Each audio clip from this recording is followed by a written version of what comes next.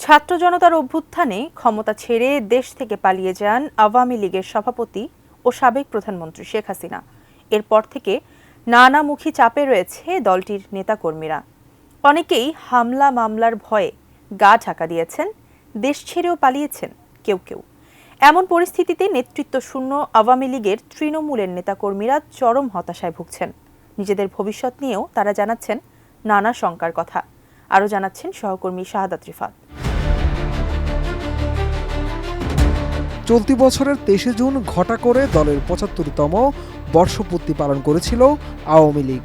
সেদিন ঢাকার সোহরাওয়ার্দী উদ্যানে আয়োজিত সমাবেশে নেতাকর্মীর উপস্থিতি ছিল কানায় কানায় পূর্ণ। অথচ মাত্র ২ মাসের ব্যবধানে পরিস্থিতি এখন পুরোপুরি উল্টো। গত ৫ই আগস্ট গণ আন্দোলনের মুখে পদত্যাগ করে ভারতে পালিয়ে যান আওয়ামী লীগ সভাপতি শেখ হাসিনা। শীর্ষ নেতারাও অনেকে দেশ ছেড়েছেন বলে ধারণা করা হচ্ছে। কেউ কেউ দেশ ছাড়ার চেষ্টাকালে গ্রেফতার হয়েছেন। অন্যদিকে নেতাদের মধ্যে এখনও যারা দেশে অবস্থান করছেন তাদের প্রায় সবাই আত্মগোপনে আছেন। তাই সব মিলিয়ে বর্তমানে নেতৃত্ব শূন্য থাকা আওয়ামী লীগের নেতাকর্মীরা চরম হতাশায় ভুগছে। তাদের অনেকেই এখন উদ্বেগ ও আতঙ্কে দিন কাটাচ্ছে। কথা বলতে চাইলে আসতে চাইছেন না ক্যামেরার সামনেও।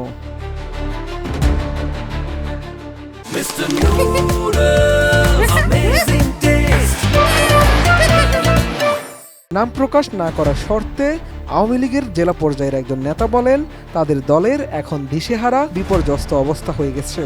কারণ ১ মাস হয়ে গেল, অথচ কেন্দ্র থেকে কার্যকর কোনো নির্দেশনা দেয়া হলো না। ফোন দিলেও কেউ ধরে না। হামলা মামলা সব মিলিয়ে নেতাকর্মীরা হতাশ হয়ে পড়েছে। এ অবস্থায় নেতাকর্মীদের অনেকে রাজনীতি ছেড়ে দেওয়ার কথা ভাবছেন। এছাড়া আওয়ামী লীগের বর্তমান যে অবস্থা দেখা যাচ্ছে সেটার জন্য দলের সিনিয়র নেতাদের দায়ী করেছেন তৃণমূলের কর্মী সমর্থকরা। চট্টগ্রামের একজন আওয়ামী লীগ কর্মী বলেন, ক্ষমতা হারালে এমন অবস্থা যে হতে পারে সেটা তো নেতাদের অজানা থাকার কথা না, তারাই তো এর জন্য দায়ী। আওয়ামী লীগের ওই কর্মী আরও বলেন, নেতারা কোটি কোটি টাকা বানিয়েছে অনিয়ম দুর্নীতি করে। টাকার বিনিময়ে কমিটি করেছে, হাইব্রিডদের বড় বড় পদে এনেছে, আর তাদের পাপের শাস্তি ভোগ করতে হচ্ছে তৃণমূলের ত্যাগী নেতাকর্মীদের।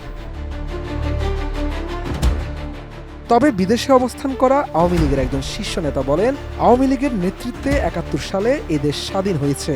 কাজেই দেশ যতদিন থাকবে তাদের দলও থাকবে, তারা আবারও ঘুরে দাঁড়াবে, শুধু সময়ের অপেক্ষা।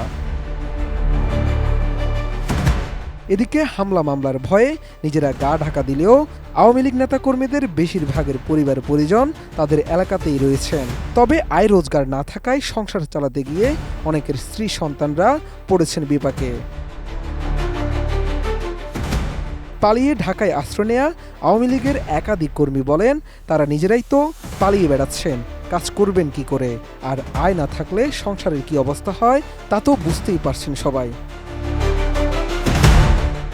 এর আগে গত ২৪ জুলাই সংবাদ সম্মেলনে সাবেক প্রধানমন্ত্রী শেখ হাসিনা বলেছিলেন, শেখ হাসিনা পালিয়ে গেছে, শেখ হাসিনা নাই, শেখ হাসিনা চলে গেছে, শেখ হাসিনা পালায় না। অথচ এই ঘটনার ঠিক ১০ দিন পরে লাখ লাখ মানুষ রাজপথে নেমে আসার পর গত ৫ আগস্ট দুপুরে আওয়ামী লীগ সভাপতি হেলিকপ্টারে করে ভারতে পালিয়ে যান, যা এখনও মানতে পারছেন না দলটির নেতাকর্মীরা। শাহাদাত রিফাত, এটিএন নিউজ, ঢাকা।